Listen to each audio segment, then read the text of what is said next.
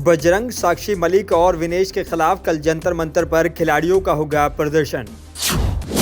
PM Modi 5 जनवरी को राजस्थान दौरे पर जाएंगे, तैयारियां हुई तेज। प्राण प्रतिष्ठा पर बोले अखिलेश यादव, ये भगवान राम का कार्यक्रम, बीजेपी वालों को हस्तक्षेप नहीं करना चाहिए। अयोध्या में प्राण प्रतिष्ठा कार्यक्रम को लेकर सीएम योगी आदित्यनाथ ने की मंत्रियों और अधिकारियों के साथ बैठक। ज्ञानवापी केस सुप्रीम कोर्ट में नई अर्जी दाखिल, सील वजूखाने की सफाई की मांग उठाई गई। झारखंड के सीएम हेमंत सोरेन ने 3 को बुलाई विधायक दल की बैठक, कोई बड़ा फैसला संभव।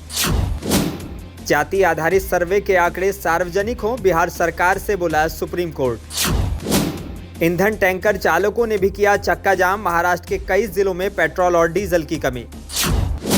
जम्मू कश्मीर की सुरक्षा पर गृह मंत्रालय ने उच्च स्तरीय बैठक की, होम मिनिस्टर अमित शाह ने की अध्यक्षता।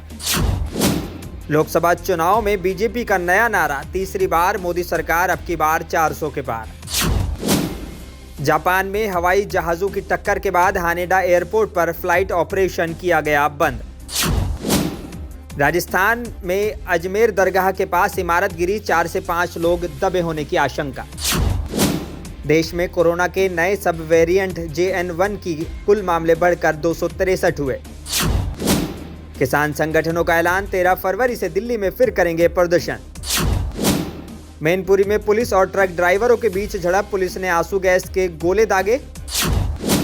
जापान प्लेन हादसा, 379 यात्रियों और क्रू मेंबर्स को सुरक्षित निकाला गया। जापान के भूकंप में जान गंवाने वालों की आंकड़ा बढ़कर हुआ 48।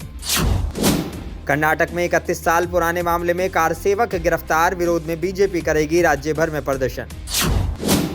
वार्ता के लिए आतंकवाद का इस्तेमाल करता है पाकिस्तान, विदेश मंत्री एस जयशंकर ने दिया बयान। उड़ीसा कटक में बस और ट्रक की भिड़ंत में 2 लोगों की मौत, 40 लोग हुए घायल। आंध्र प्रदेश के सीएम जगन मोहन रेड्डी का साथ छोड़ेंगी बहन शर्मिला, 4 जनवरी को कांग्रेस में होंगे शामिल।